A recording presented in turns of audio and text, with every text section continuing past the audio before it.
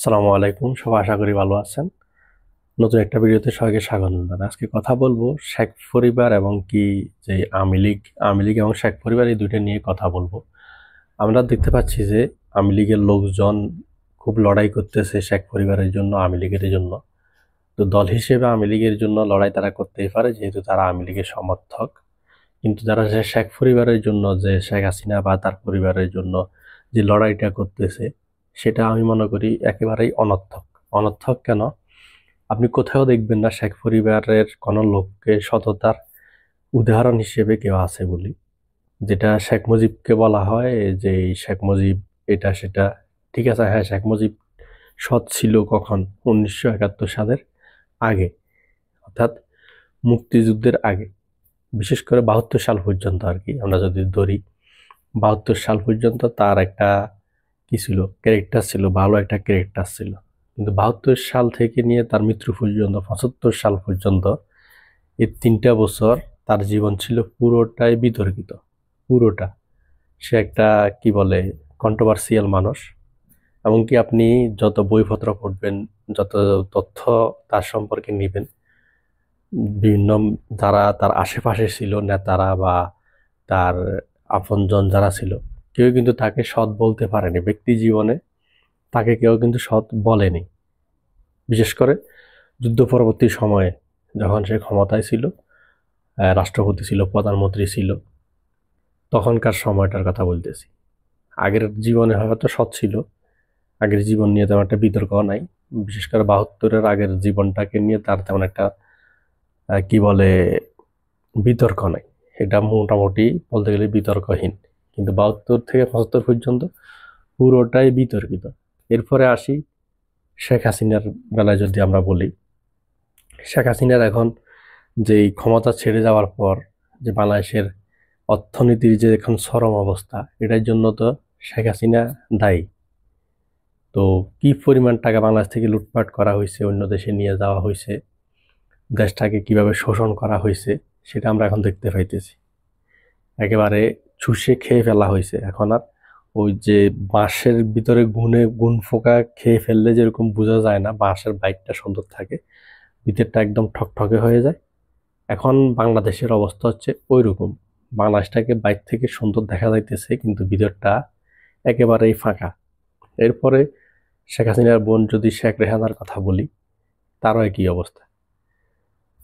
একই, অর্থাৎ শেখ রেহানা আর শেখ হাসিনা দোনোটা মিলে একদম বাংলাদেশের রিজার্ভ হইতে যা কিছু আছে প্রতিটা সেক্টর তারা ধ্বংস করে দিছে। এরপর যদি আমরা তাদের সন্তানদের কথায় আসি, শেখ হাসিনার সন্তানদের কথায় অথবা শেখ রেহানা সন্তানদের কথায়, তাদের বেলায় একই। জয়ের বিরুদ্ধে অনেক অভিযোগ, ক্ষমতা থাকা অবস্থা হয়েছিল, এখনো আছে। এমনকি রিজার্ভ চুরির সাথে সে যে 100% জড়িত আছে, এটা কি বলে, এখানে কোনো সন্দেহ নেই। সে এবং কি তার পরিবারের অন্য সদস্যরা। এরপরে তার বোন, যেটাকে কি বলে, আমরা বলে গেছি পুতুল, যত সম্ভব তারও এখানে ইনভলভমেন্ট আছে। নাই যে এমন না, সে যে খায় না এখান থেকে, এটার কোনো গ্যারান্টি নেই। যেহেতু হাজার হাজার লক্ষ কোটি টাকা এখান থেকে ফাঁসার হয়েছে, কিছু না কিছু ভাগ তো সে 100% এখান থেকে পাইছে। এরপরে আমরা যদি আসি যে শেখ রেহানার পরিবারের দিকে, এখন আমরা দেখতে পাইতেছি টিউলিপ সিদ্দিকী, সে ব্রিটেনের প্রধান একজন এমপি এবং কি মন্ত্রীও। তো তার এখন ফ্ল্যাট বিতর্ক চলতেছে, তার ওইখানে সে আত্মসাৎ হয়েছে টাকা পয়সা বা কিভাবে সে কি নিছে, এটা নিয়ে এখন সংবাদ আসতেছে, চতুর্দিক থেকে আসতেছে। এমনকি তাকে যথাসম্ভব মন্ত্রী থেকে বাদও দিয়ে দিছে, এমনকি এমপি থেকে যথাসম্ভব তাকে বাদ দিয়ে দিতে পারে। একটা বিতর্ক চলতেছে, এটার পরে বোঝা যাবে। তো ওইদিকে যাইতেছে, একটা বড় ধরনের একটা শাস্তির মুখোমুখি সে হইতেছে, এটা 100% শিওর। তো এইভাবেই হচ্ছে তাদের পরিবারের অবস্থা।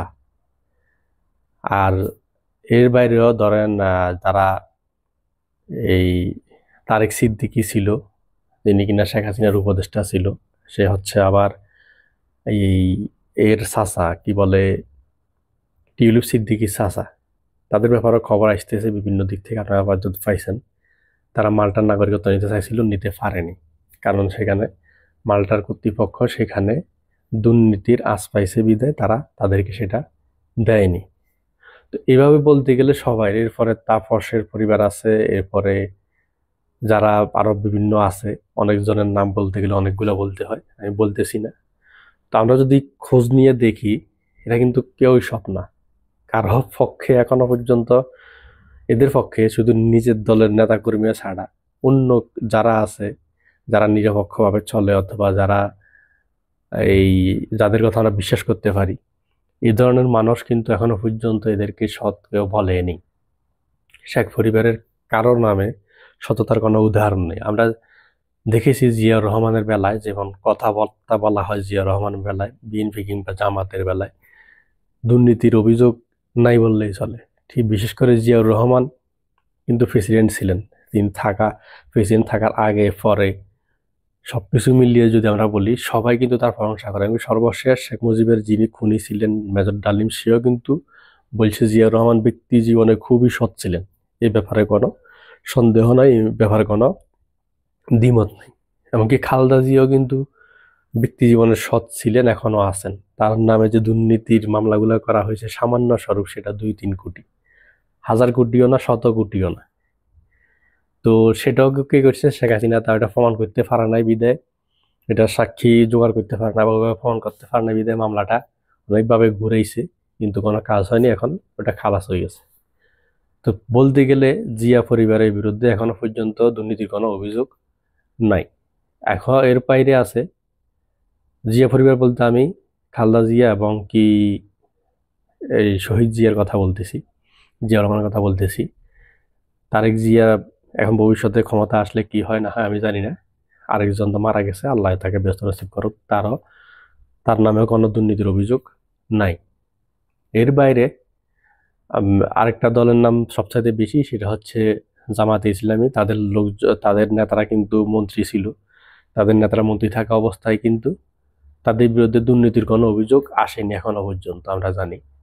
তো আমরা যদি হিসাব করি, সামগ্রিক দিক থেকে যদি হিসাব করি, তাহলে আমরা দেখতে পাই যে শেখ মুজিবের পরিবার আসলেই চোর। শেখ পরিবারটাই হচ্ছে চোরের পরিবার। আর আওয়ামী লীগ যারা এখন তাদের জন্য লড়াই করতেছে, এরা চোরদের জন্য লড়াই করতেছে। এরাও সাহস করে বলতে পারবে না, কেউ বুকে হাত দিয়ে এদের নেতা কর্মীরা বা এদের দলীয় প্রধান বা শেখ পরিবার দুর্নীতিমুক্ত বলতে পারবে না। একটা অসৎ পরিবারের জন্য লোকগুলা লড়তেছে, যারা লড়তেছে তারাও কি আর সৎ? তারাও নির্ঘাত অসৎ। তারাও এদের সাথে মিলিয়ে দেশটাকে চুষে খাইছে। এটাই হচ্ছে বাস্তবতা। তো আজকে ভিডিওটা এই পর্যন্তই, বেশি বড় হয়ে যাচ্ছে। আর আপনাদের প্রতি একটা রিকোয়েস্ট রইল, আপনারা পারলে, যারাই আমার ভিডিওটা দেখতেছেন, পারলে একটা লোকের নাম লিখে যাবেন যে শেখ পরিবারের এই লোকটা সৎ। এই লোকটা, আপনার কাছে কি রেফারেন্স আছে সেটা সহ লিখবেন যে এই শেখ পরিবারের এই লোকটা, এই সদস্যটা সৎ। শেখ মুজিবের 14 গোষ্ঠীর ভিতরে এই লোকটা সৎ, এই লোকটা অমুক পোস্টে ছিল, সে দুর্নীতি করেনি। পারলে প্রমাণ সহ কেউ কমেন্ট করে জানাবেন। আমি অনেক খোঁজাখুঁজি পরেও পাই নাই, এই জন্য বললাম। আজকে ভিডিওটা পর্যন্তই। ভালো লাগলে শেয়ার করে দিবেন, আর আমার পেজটা অবশ্যই ফলো করে রাখবেন। দেখা হবে পরবর্তী কোনো ভিডিওতে। আসসালামু আলাইকুম।